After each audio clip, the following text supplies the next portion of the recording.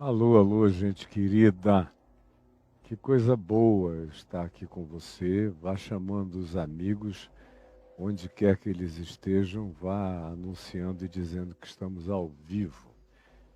E se você está entrando aqui agora e não é membro, não é inscrito no canal, inscreva-se. Não custa nada, é só apertar e se inscrever e tocar no sininho para ele badalar avisando você toda vez que eu entrar no ar ao vivo ou que eu puser um vídeo novo aqui para você. Então faça isso. E o algoritmo não entende português, nem inglês, nem qualquer outra língua, mas ele entende inscrição, likes, comentários positivos, tudo isso ele entende. E você pode colaborar bastante se quiser fazer parte disso tudo aqui, ser membro ativo dessa comunidade de fé e para os milhares e milhares que ouvem o Evangelho através da simplicidade do que eu faço aqui todos os dias, com toda a espontaneidade do meu coração, tomando o meu cafezinho, com a graça de Deus. E nós estamos em Mateus, no capítulo 9, do verso 27 ao verso 31, na nossa sequência, que começou em janeiro do ano passado, em 23, e nós estamos agora chegando ao capítulo 9, versos de 27 a 31, nessa sequência, explicando com simplicidade lúcida e direta a mensagem do Evangelho de Jesus para quem quiser. Eu espero de todo o coração que você queira, que você abra o coração, que você receba e acolha essa palavra. Se você não fizer isso, não adianta, cara. Vai embora, vai fazer outra coisa, vai brincar de qualquer outro negócio, porque o Evangelho só se torna real para quem quer entender, acolher, e em entendendo e acolhendo na consciência, na cognitividade, tiver a disposição de praticar, de botar o pé no chão. Mesmo que pareça ser botar o pé no nada. Quando você põe, você verifica a densidade, a consistência da realidade do Evangelho. E você atravessa a vida. Mas tem que tomar essa decisão com essa vontade lúcida e consciente. Do contrário, é uma perda absoluta de tempo.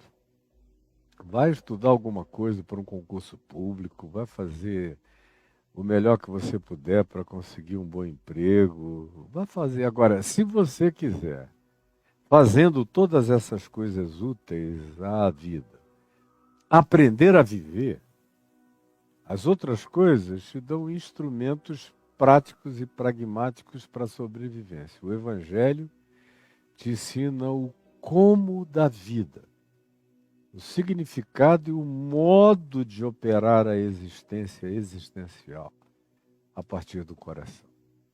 E no dia de ontem, quando nós concluímos aqui a ressurreição da filha de Jairo, eu disse que hoje eu falaria sobre a relação de Jesus e a proporção da fé de cada pessoa. É o que está aqui entre os versos 27 e 31, quando ele cura esses dois cegos.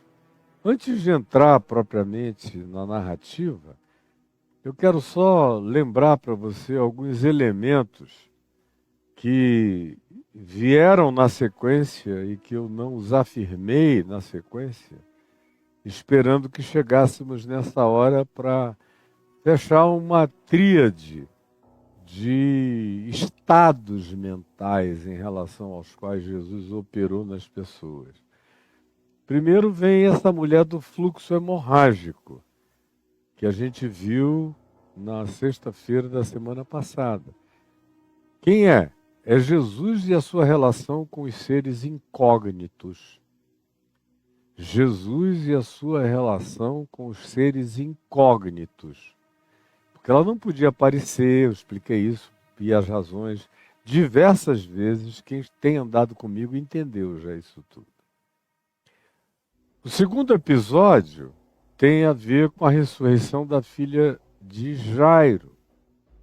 E qual é essa designação? Se a mulher do fluxo é Jesus e os incógnitos, a ressurreição da filha de Jairo, que era uma menina de 12 anos e que estava morta, é a relação de Jesus com os completamente inconscientes, que era o caso da menina, que estava em estado de inconsciência total. E foi objeto da intervenção da graça curadora de Jesus. Então, Jesus e os incógnitos, Jesus e os que estão em estado de inconsciência. E ele age também nos que estão nos estados de inconsciência. Aí nós temos no texto de hoje esses dois cegos que procuram a Jesus clamando. E eles representam aqui Jesus e os estados de consciência, de escolha, de lucidez operativa, de decisão de olhos abertos, de cognição atenta, de sondagem interior do próprio coração, com a conclusão íntima desses dois indivíduos acerca da proporção, da medida, da fé que Deus tinha dado a cada um deles. Esse é um texto que recupera, ou que abre a porta, melhor dizendo, para aquilo que Paulo viria a dizer depois em Romanos, no capítulo 12, no verso 3. Eu separei aqui, antes da gente começar, Romanos 12, 3, porque quando eu vejo esse texto desses dois cegos pedindo cura, eu me lembro do que Paulo diz em Romanos 2, verso 3, 12, verso 3, quando ele diz: porque pela graça, favor imerecido de Deus sobre nós, que nos foi dada, graça dada é redundância, porque graça é de graça e é dada de graça, de modo que Paulo especialmente tem uma capacidade enorme de tornar essa graça numa redundância infinita, porque a graça é uma redundância infinita. Porque pela graça que me foi dada, pelo que me foi dado, e me foi dado, e me foi dado, e me foi dado, porque a graça foi dada, não depende de nós, é dom de Deus, portanto é redundância bendita, que alimenta o fluxo da crescência de Deus em nós e da fé em nós, é quando a gente aprende a viver na graça que nos foi dada. Ele diz: digo a cada um, a cada pessoa, porque é individual. Assim como tem a mulher do fluxo, que tem uma natureza de fé, que operou de modo incógnito, tem a menina morta, que foi levantada em atenção à fé dos seus pais, ao clamor, à aflição, à esperança dos seus pais, e Jesus interveio no ser, no sujeito inconsciente que era a menina morta, e nesses dois cegos, que você vai ver na narrativa o nível de lucidez, que é exatamente equivalente a essa graça que nos foi dada a cada um de nós. Cada um de nós, porque ela é particularizada. Ela é customizada, a graça de Deus. ela vem com a definição de quem nós somos. A graça de Deus não é um fenômeno doutrinário industrial. Me faz um mal.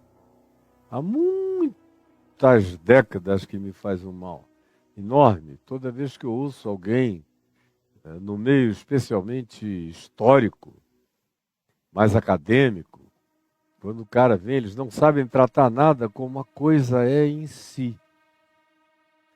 Então, a graça, você vai conversar com eles, você os ouve falar sobre a doutrina da graça. Você começa a falar sobre como Deus é livre, você está descrevendo a natureza de Deus e eles vêm com uma conversa sobre a doutrina da soberania de Deus. Você fala desse amor presciente que transcende espaço e tempo, para cujo amor passado, presente e futuro não existem, porque isso só existe para criaturas presas ao espaço-tempo, na linearidade do espaço-tempo, mas para Deus, que está fora do condicionamento espaço-temporal, espaço-tempo são em Deus, mas Deus não está preso ao espaço-tempo. Predestinação é uma conversa absolutamente furada. O que é próprio é falar dessa liberdade do amor de Deus sem acepção de pessoas. Mas você começa a conversar com um acadêmico reformado, ele logo vai dizer, o irmão está se referindo à doutrina da predestinação e dos eleitos. Eu digo, não, cara. Sinceramente não. Eu acho que isso aí é quase um crime, você reduzir Deus ao tamanho da nossa incapacidade de enxergar uma existência na qual o passado, presente e futuro não tenham nenhuma relevância. Onde o futuro já foi, o passado será e o presente já foi e será e está sendo. Isso não cabe na cabecinha teológica de vocês. Um professor de mecânica quântica entende isso muito bem, mas os teólogos não. Então, é meio cansativo para mim ter que lidar com esses apelidos doutrinários a coisas que são tão límpidas, singelas, ricas de graça. Porque pela graça, essa disposição unilateral e imerecida que Deus nos concede, que nos foi doada, porque graça é doação, é redundantemente doação, digo a cada um dentre vós, porque ela se costumiza. Ela se torna individual para cada pessoa. Ela tem um tamanho, ela tem a medida de cada um de nós.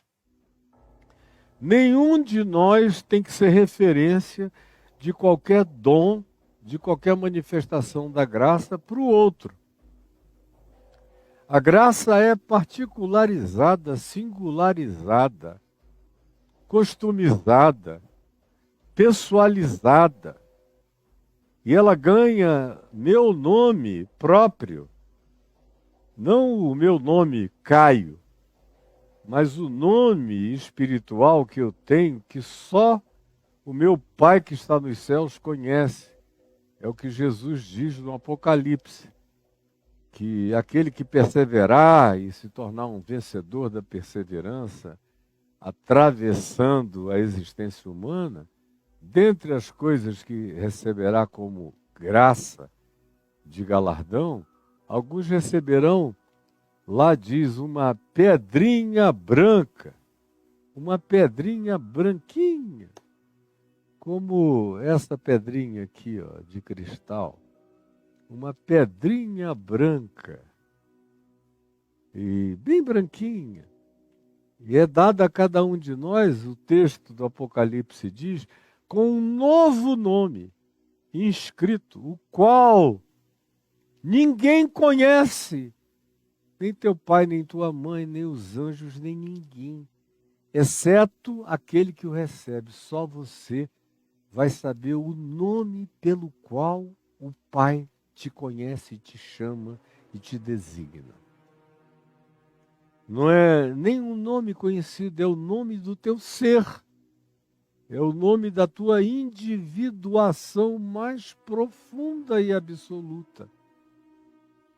É o que caracteriza a minha existência hoje e sempre, nessa relação pessoal de Deus comigo, nessa graça concedida a cada um dentre nós, de acordo com essa graça e por causa dessa graça e porque ela é de graça e é redundantemente bondade de Deus, e ela é customizada, ela não é industrializada, ela não pode ser impingida, imposta, determinada sobre ninguém.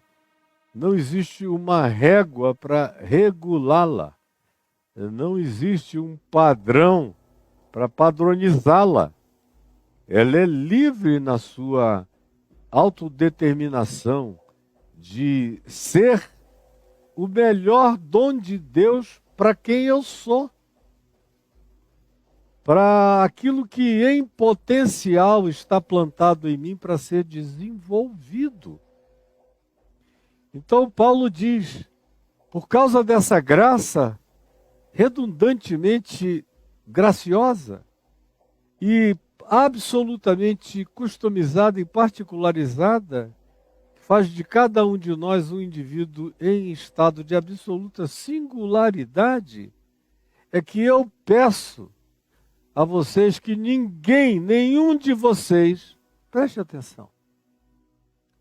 Preste atenção.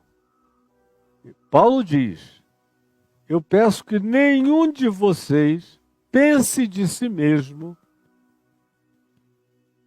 além do que convém. Porque estultícia, pecaminosa e soberba. Para eu pensar de mim além do que convém, é porque eu vou estar me comparando com o outro, fazendo comparações, vendo quem é maior, se é este ou é aquele, ou onde é que tem um furo, ah, nessa tem, nessa não tem. Não! Cada um é absolutamente singular e único, então cada um de vós, Paulo diz, recebe de mim esse apelo para que não pense de si mesmo além do que convém, tanto quanto não pense aquém do que convém. Pensar além é uma arrogância comparativa que vai produzir inveja, ciúme, disputa, guerras, competições, trapaças.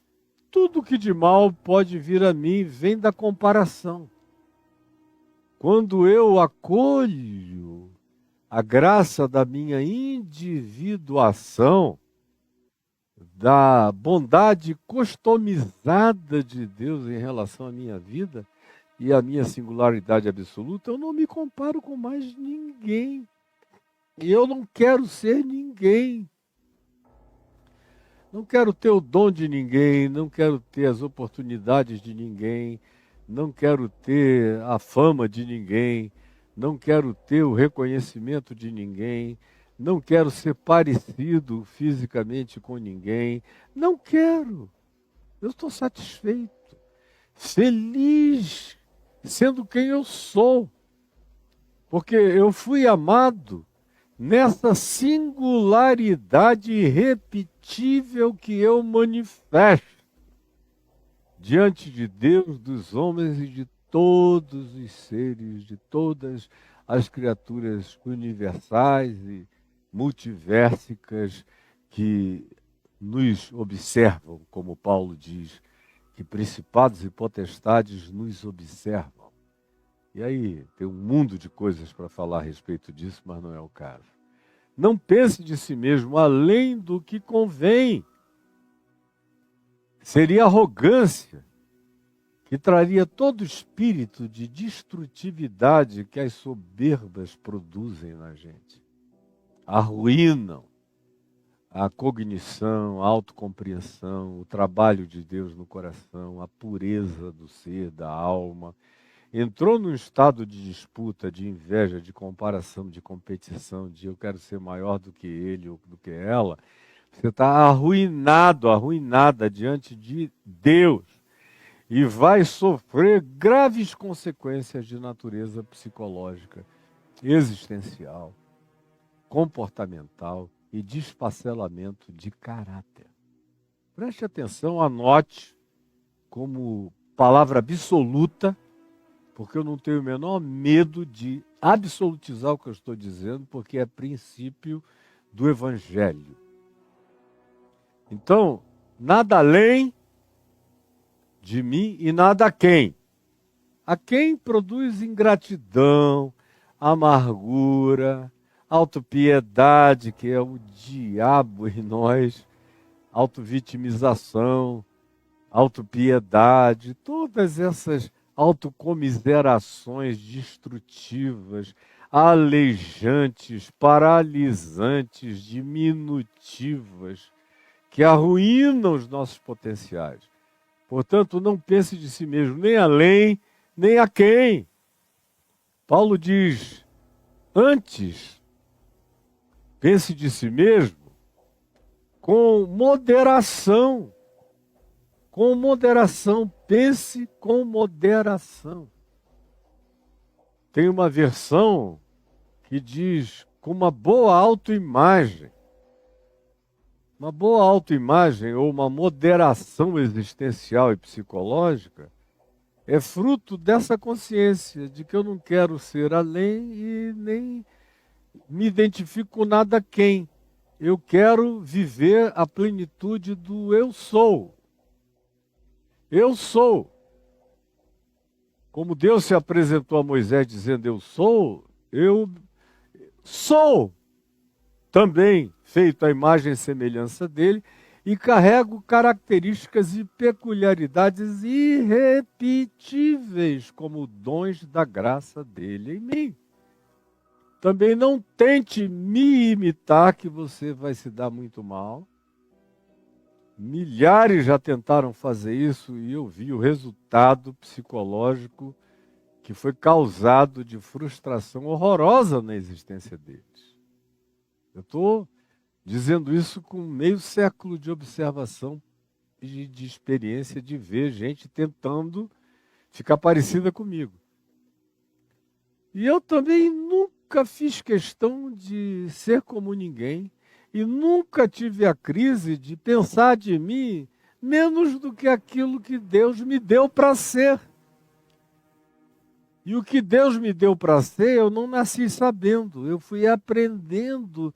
Um dia depois do outro, eu fui entendendo a tessitura, a tricotagem da graça, me forjando, me fazendo, a tapeçaria do amor de Deus, as pinceladas, a arte divina, como Paulo também diz em Efésios, no capítulo 2, no verso 10, quando diz, pois nós somos criação dele, feitura, escultura dele, obra de arte dele, criados em Cristo Jesus para a prática de boas obras, as quais ele, o Pai, nos concedeu de antemão para que andássemos nelas.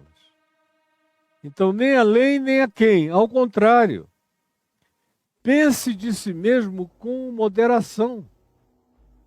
Nada além do que convém, nem aquém do que convém, mas com uma boa autoimagem que se desenvolve quando eu amo o próximo como a mim mesmo. Ninguém desenvolve uma boa autoimagem sem amar o próximo.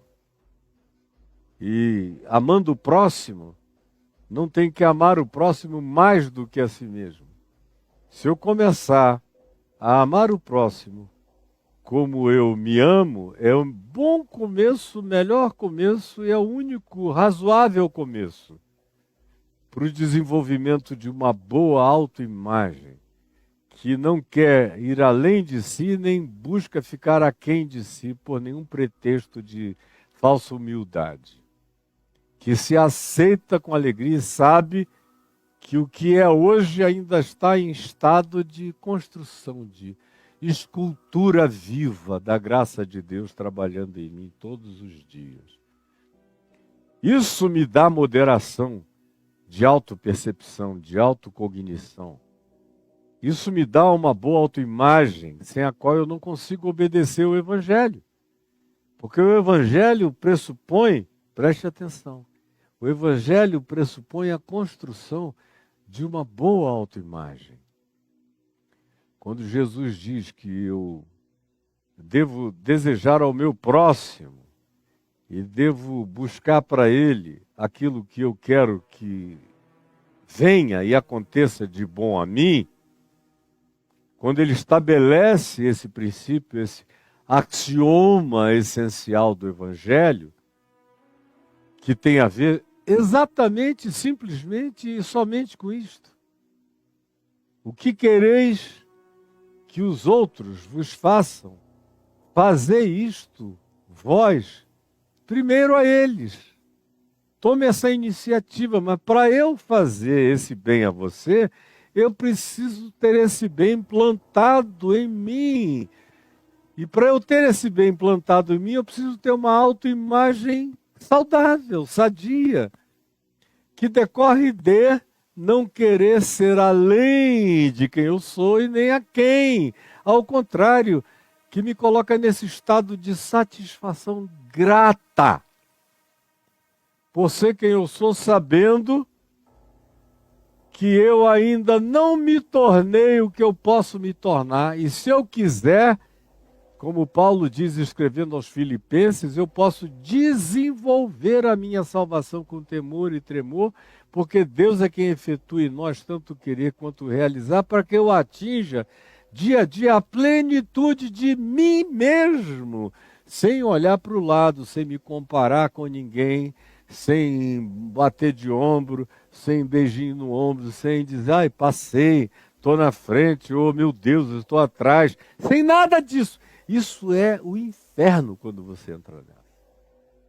É miséria existencial e psicológica total.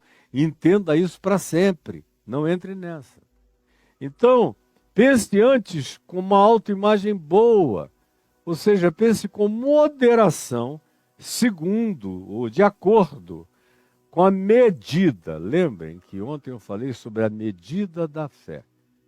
Que no dia de hoje eu falaria sobre a medida da fé, a proporção da fé, que o Senhor compartilha com cada um de nós.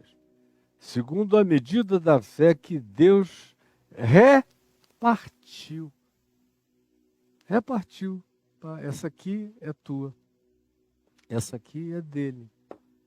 Essa aqui é dela.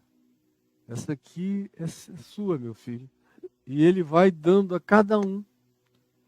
Cada um tem sua própria graça, totalmente customizada, e é Deus quem reparte individualmente com cada um de nós. Então, isto entendido, e é simples demais para você não compreender, só uma pessoa totalmente obtusa não compreende a simplicidade do que eu acabei de explicar, e que carrega uma importância essencial para o nosso desenvolvimento humano, para a nossa autocompreensão, para a dilatação dos nossos dons e, dentre tais dons, segundo a graça, a nossa fé, que é dom. A fé que você tem é um dom de Deus. Existem muitas manifestações de fé. Existe a fé natural, sem a qual a gente não levanta, nenhum ser humano levanta na face do planeta, nenhum dos 100 bilhões de seres humanos que já passaram pelo planeta Terra, numa contabilidade provável, se levantou para viver, sobreviver, agir, caçar, plantar, alimentar, cuidar, enfrentar dificuldades, criar telhados, cobrir de proteção, se não fosse a manifestação da fé natural. É o cara levantar, olhar para cima e dizer, hoje eu vou fazer um suco, jogar sementes, vou regá-las e elas vão crescer. Isso é fé natural que a graça de Deus também compartilhou com todas as pessoas. Quem fica absolutamente vazio dessa fé natural, em geral, perde completamente qualquer razão para viver e não raramente entram em processos autodestrutivos, os mais variados, podendo culminar, inclusive, no suicídio. Mas tem muitas formas da gente ir se destruindo, se viciando, se adoecendo, quando essa consciência não está presente em nós. A gente adoece. Mas quando ela se estabelece em nós, ela é dada a cada um de nós no planeta inteiro, todo mundo, lá na Índia, pessoal que está fazendo alguma coisa, que está botando uma pedra em cima da outra para construir um muro, para fazer uma barragem, para conter um rio, está fazendo isso pela fé natural, crendo na possibilidade. Não existia, mas eles viram o invisível e foram realizá-lo. Como as pirâmides, como todas as obras presentes, passadas ou primitivas, que sobrevivem arqueologicamente como traços inesquecíveis da presença humana civilizatória no planeta. Cada uma dessas coisas foi feita porque gente creu que era possível, se levantou e fez. Inteligências se dedicaram a esse mistério. Essa é a fé natural. E existe aquela fé especial de graça, de dom, que vincula a gente a uma relação pessoalizada, customizada com Deus. E aí, a respeito disto, que Paulo diz, escrevendo aqui aos Romanos, que a fé não é de todos. Ele está falando de quê? Dessa fé que nos é dada como um dom da graça, que nos cria um vínculo de conexão, de confiança, de descanso e de certeza de que o universo não é um ambiente frio e gelado, onde eu estou sem saber o que aqui faço. Mas ele é em Deus, o meu Pai, que me ama. E que tanto o criou como criou todos os demais entes e existências e criou a mim. Eu sei que eu sou fruto desse desejo e desse amor. Essa consciência, quando me pervade, me atravessa, plantando em mim a certeza desse amor eterno, o nome disso é fé. E essa fé me é dada por uma graça divinamente aplicada à minha consciência. Aí você talvez perguntasse, isso só acontece com quem ouve o Evangelho falando de Jesus? E eu digo a você que para quem ouve o Evangelho, para quem ouve essa palavra de Deus, como Paulo diz aqui em Romanos 10, que a fé vem pelo ouvir e pelo ouvir a palavra de Deus, a fé, que é rema é a palavra usada lá, que é essa fé de ebuliência, essa fé que toma posse do momento, do átimo existencial da presença de Deus chocando-se em mim, emulando graça, magma que eu não conhecia no meu interior e que começa a eclodir de mim. Essa fé não é de todos, Paulo diz. É como também, quando ele menciona em 1 Coríntios, no capítulo 2, os dons variados, ele diz, a uns é dado fé. As mesmas pessoas que têm fé natural e que têm a fé especial do seu amor, da certeza do amor de Deus por eles, a certeza da graça que cuida deles, recebem também, frequentemente, algumas delas, um terceiro nível, que é uma fé desse tipo que remove montanhas, que rasga o impossível, que penetra o impenetrável, que divisa o que ninguém divisa e que ousa o que ninguém tem coragem. No mínimo esses três níveis. Sem falar que da palavra fé decorre também a palavra fidelidade.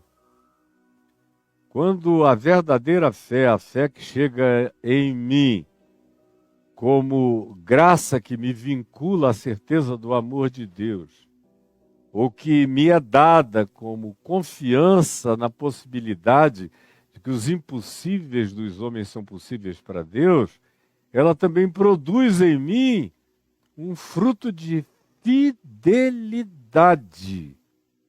de compromisso, de obediência, de prática do Evangelho nas minhas caminhadas da existência. Bom, isso posto como introdução parca, porém mais do que essencial, suficiente, todavia, para trazer uma introdução compreensiva para você, aí eu volto para Mateus 9, do verso 27 ao verso 31, e leio. Leio, o que nem sempre eu tenho feito aqui, leio. Quero que você fique prestando atenção. O verso 27 diz, Mateus 9, partindo Jesus dali aonde? Da casa de Jairo, que era ali mesmo. Era atrás da sinagoga, alguns centenas de metros depois da sinagoga. O cara era o chefe da sinagoga. Ele morava numa espécie de casa paroquial da sinagoga, construída para ele não ter trabalho de cuidar de tudo, todos os afazeres da sinagoga, que era tudo para a vida judaica no primeiro século, já desde, de fato, o desterro para a Babilônia e depois para o mundo persa, onde eles criaram a sinagoga para substituir o templo, que ela se transformou em tudo.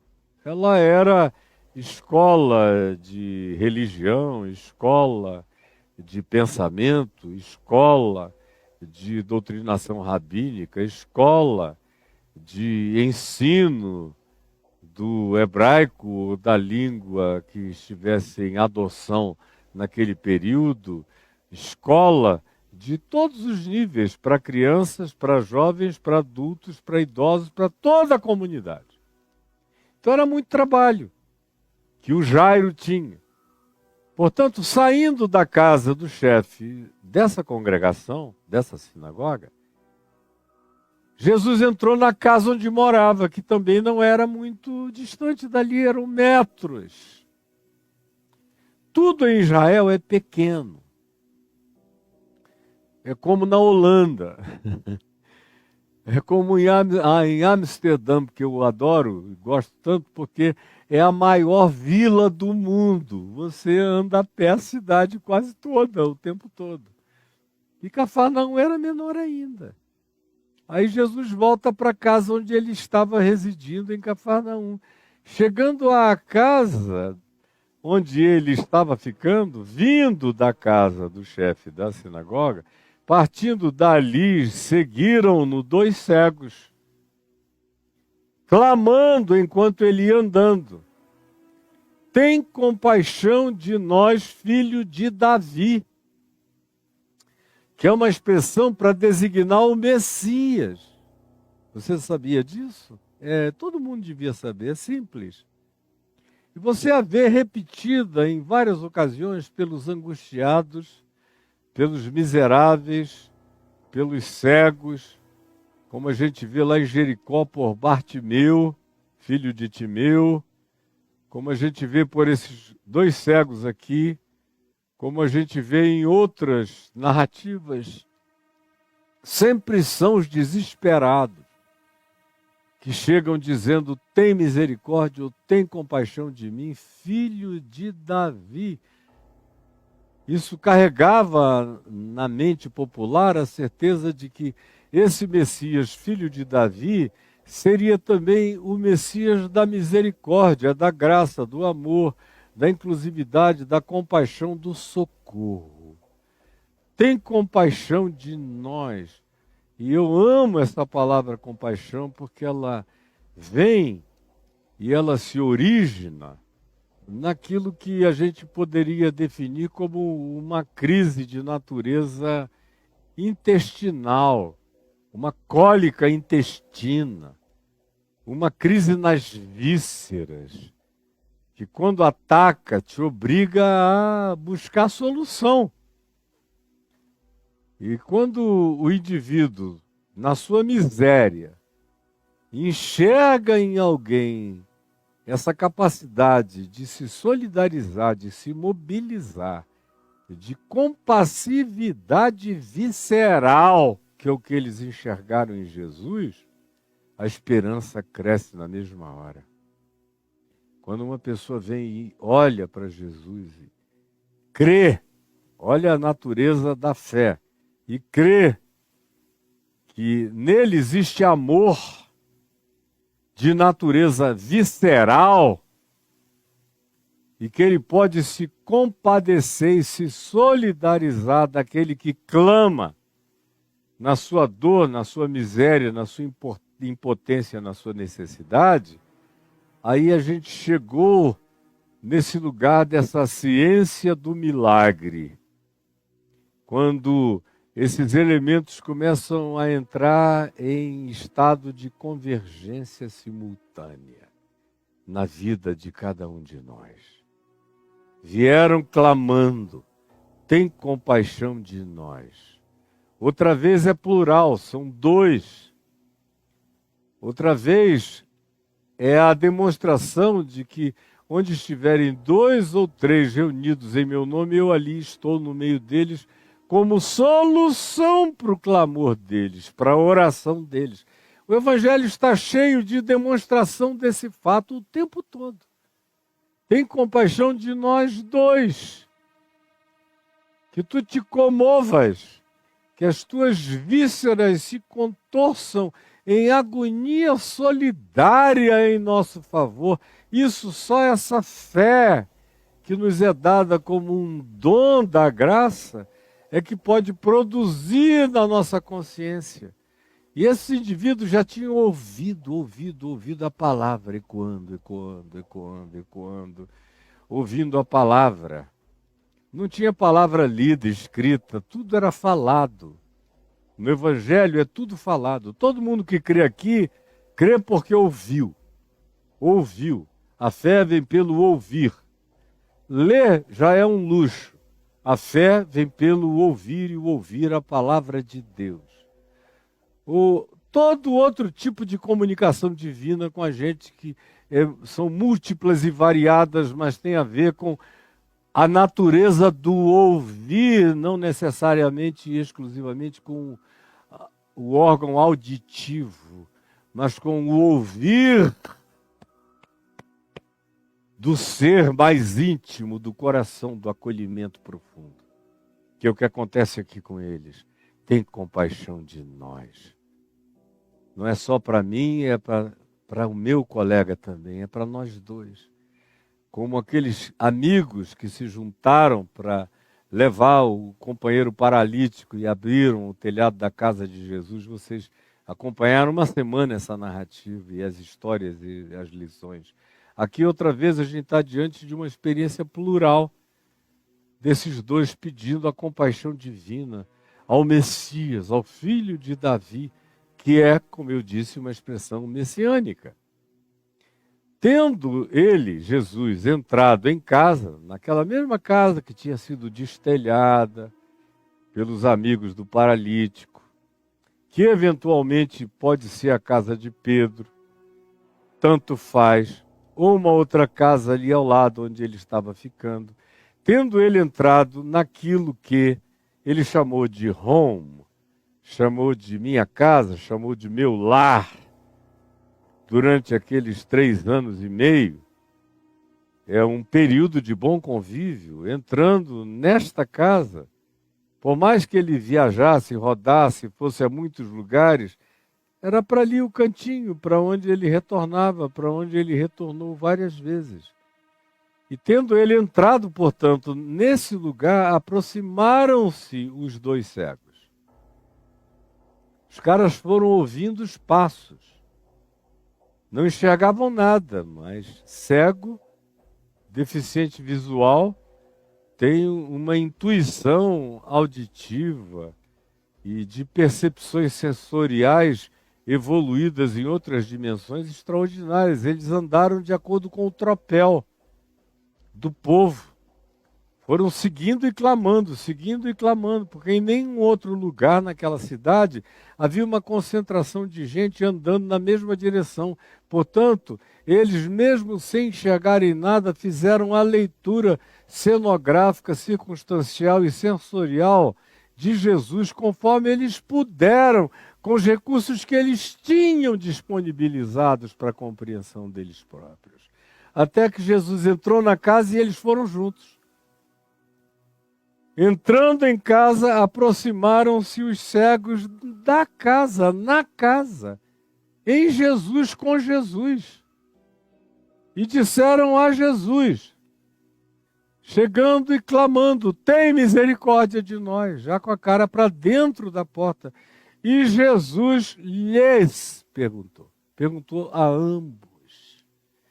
Jesus reconheceu a entidade dupla que eles representavam, a fé dupla que eles carregavam, a comunhão que eles tinham, a solidariedade comunal que estava presente neles, a conjugalidade fraterna que os unia na miséria que lhes era comum até então na vida, como eles tinham se ajudado mutuamente e agora mutuamente buscavam a graça de uma cura para voltarem a ver.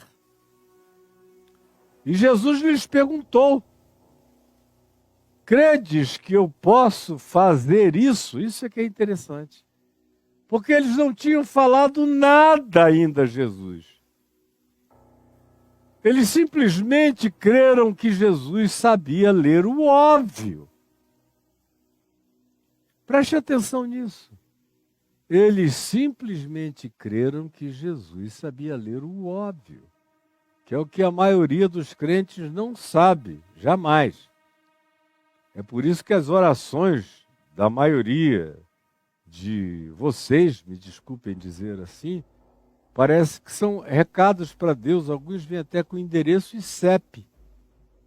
Senhor, eu quero te pedir hoje às 6h15 da tarde, aqui no quarto da minha irmã, fulana de tal, que está doente da perna esquerda, com um problema na patela, ou nisso ou naquilo, ou nos nervos, ou no calcanho. Aí faz toda uma descrição na oração, e que mora aqui nesse bairro, onde quase não tem igreja, Senhor, por isso ela não pode nem frequentar a tua casa. Aí, e por isso, eu desde novinho não aguentava a reunião de orações com muita gente. Porque tem gente tão solitária que vai para a reunião de oração para ficar dando recados para Deus e para 1.000 pessoas, 500 pessoas lá. Vão contando a história do meu marido, Senhor. Tu sabes, aquela minha filha que agora acabou de fazer 15 anos e quer uma festa extraordinária e nós não temos dinheiro, Senhor. Ah, quem dera alguém aqui nos ajudasse, ó Deus. Vocês sabem como funciona. Desculpem a expressão, essa quase palhaçada. Essa ignorância estúpida, porque não acreditam que Deus sabe, não acreditam que Deus vê, não acreditam que Jesus discerne. Eles eram cegos e bastava que cegos fossem. Eles vão andando atrás de Jesus e clamando.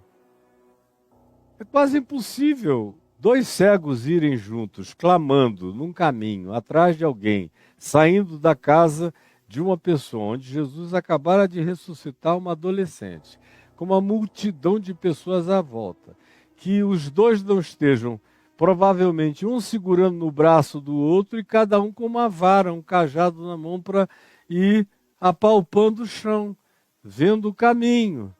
Então não precisa fazer declaração nenhuma mais. Tinha que levar o quê? Uma certidão médica de cegueira?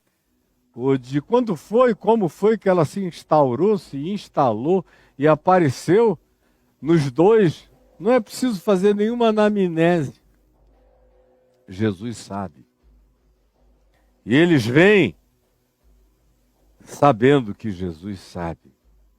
E preste atenção, o que eu estou dizendo aqui é de uma importância enorme. Simples, simples, simples, porém essencial. Jesus sabe. Faz uma diferença total quando eu me aproximo de Deus sabendo que Ele é Deus e Ele sabe. Que Ele não precisa ser instruído por mim. Aliás, é uma queixa de Deus no Velho Testamento, especialmente, da quantidade de tentativas de informação que a religião ficava tentando trazer a ele, e ele grita dizendo: eu sei! Eu não sou como esses ídolos de vocês que têm olhos e não veem, ouvidos e não ouvem, boca mas não falam, pernas mas não andam. Eu sou o Senhor, eu sei! Não me ofendam, eu sei. Então Jesus não perguntou nada. Ele sabia, era óbvio. E nem os cegos disseram: olha, o nosso problema é de cegueira, começou aos 15, e o outro ao meu aos 18. Fomos perdendo a vista. Não, o meu foi súbito. Nada disso. Ele sabe. Quando a gente aprende a viver com o Deus que sabe, a vida da gente muda. A idiotice da gente acaba. A estupidez vai dando lugar à sensatez, à sabedoria. A histeria vai dando lugar à pacificação. O histrionismo descritivo dá lugar ao silêncio calmo.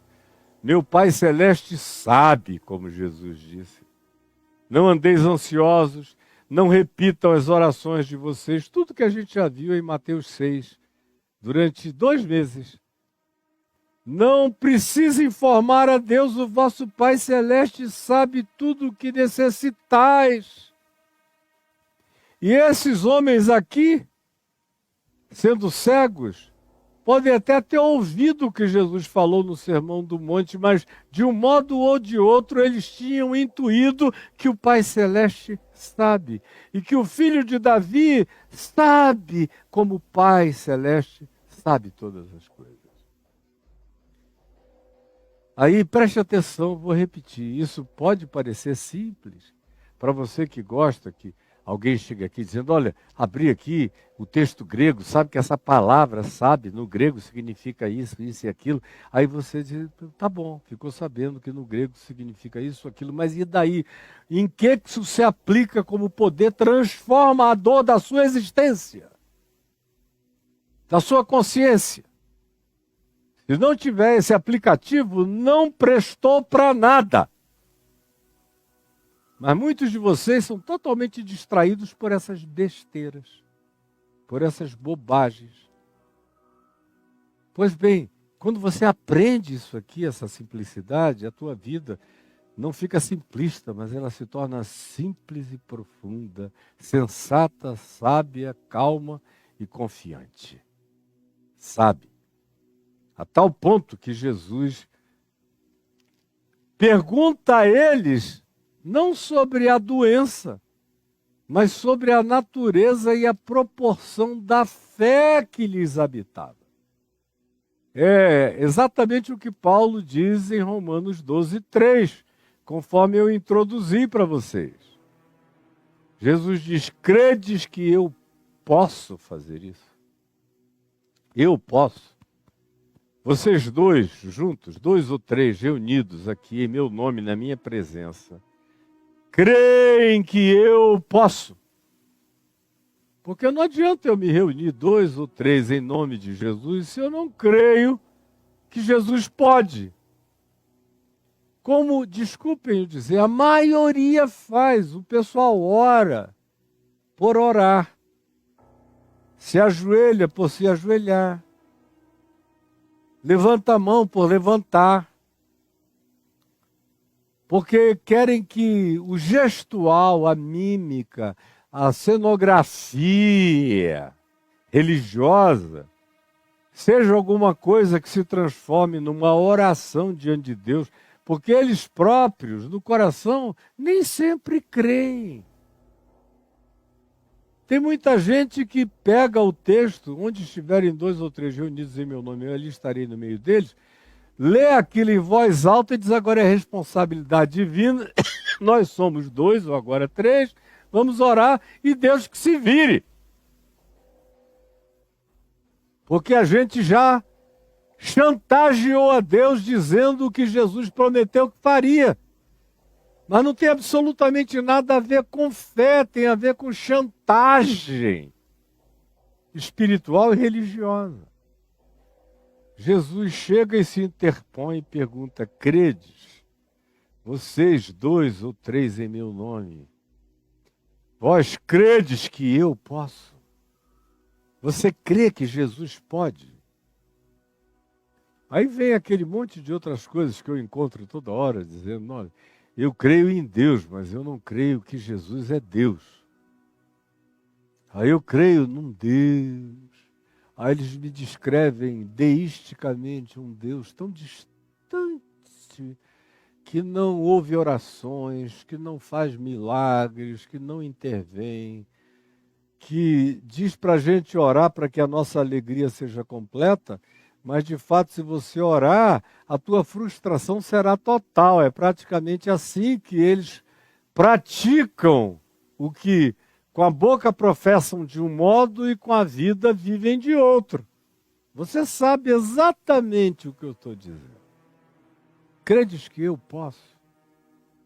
Está falando com Jesus, você tem que saber se Jesus pode ou não pode. É com Jesus mesmo que é o teu negócio? É a Ele que você está pedindo?